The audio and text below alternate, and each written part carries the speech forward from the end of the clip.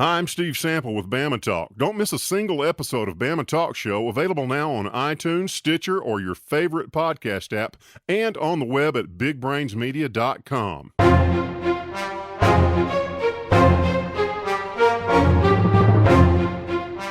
I'm meteorologist Brian Peters with your Weather Xtreme video for Saturday, August the 17th, and what an unusual August we're experiencing. There's the Skycam network, and there's a look at the cloudy skies from Demopolis. Not seeing much in the way of radar echoes, but when we get up to the Birmingham-Trussville area, we've been seeing some mist or some just light drizzle going on. Light drizzle is not something you expect to see a lot in August. The surface pattern shows a stationary front along the South Alabama Gulf Coast area, and there are ripples of little surface lows moving up along that surface boundary, and that is creating a good deal of wet weather, especially along the Gulf Coast. In the upper atmosphere, we're dealing with trough over the middle Mississippi River Valley, a closed low actually, with the trough along the Mississippi River. You may remember mentioning last week that as long as the trough is to our west, that we stay in a wet pattern, and indeed that's true as we see good tropical moisture coming up our way. Temperatures this morning generally in the 60s across the area, ranging primarily in the mid and upper 60s for the most part. And we do have a bit of a wedge pattern where we're getting easterly flow coming around the Appalachian Mountains, and that is keeping temperatures really chilly.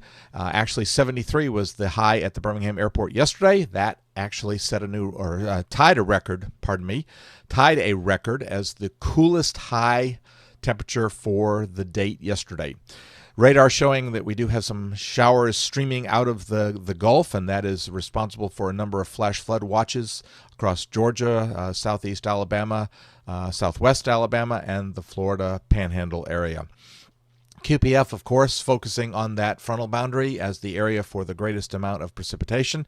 And, of course, the disturbance in the Gulf likely to come up towards northeast Mexico or extreme south Texas, and so that is a concern there. No slight risk areas specifically, but, of course, we are watching for any isolated severe weather down along that area coming out of the Gulf around southeast Louisiana and into southwest Alabama. But probably the biggest threat is going to be that flash flooding, and day two, still no outlook areas. Tropics continue to be a little bit more active. We're dealing with, of course, Erin way out in the Gulf. Out in the Atlantic. I'm thinking about the Gulf too much here. And you can see from the model consensus that pretty much looks like Erin's going to stay out in the Atlantic. Now, the disturbance that's in the southwest Gulf is still got about a 40 to 50% chance of developing into something, but it does look like it should go into northeast Mexico or extreme south Texas into the Rio Grande Valley area. But we're still being cautious about that and watching the possibilities. All right, the 06 EGFS model run. And there's a stream of moisture coming out of the Gulf, out of that disturbance, and coming up into the southeastern United States. And, of course, that just means for a pretty wet day across the south part of the state.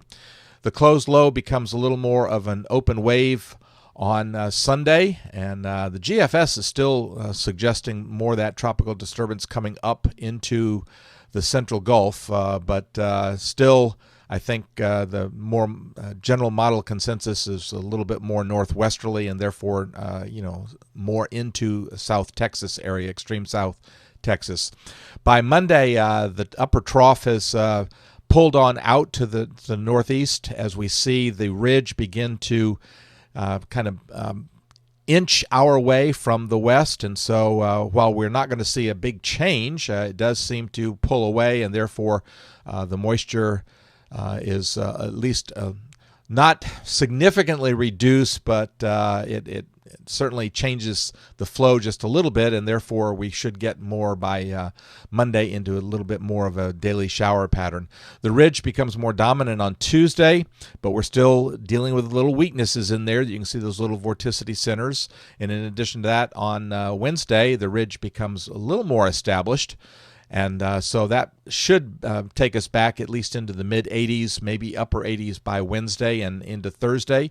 But we stay with the continuation of showers since we're not seeing any kind of air mass change. By Thursday, the ridge is still there. We still get a little bit of troughiness on the East Coast, but the ridge still there. The ridge still there on Friday. So we're kind of on the edge. So once again, just can't be too specific, but we're not seeing an air mass change. Therefore, it looks like just a continuation of showers and daily shower chances. As we get into Saturday, a week from today, the ridge certainly is over the Mississippi River Valley. So once again, just some chances for showers, primarily diurnally driven, that is driven by the heat of the day.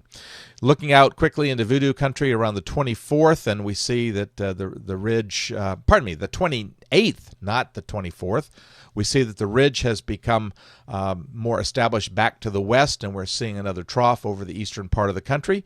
So once again, still no signs of any what I would call extreme heat. As a matter of fact, it looks like getting back to just typical values has been somewhat difficult. Well, that'll do it for the Weather Extreme video for Saturday, August the 17th. I expect to have the next one posted first thing on Sunday morning around 7 to 8 o'clock or so. In the meantime, I hope that your weekend is a good one, and Godspeed. Thank you for trusting us to be your #1 source for news in all of Central Alabama. in back-to-back ratings periods. More people watched ABC 3340 than any other station in Birmingham.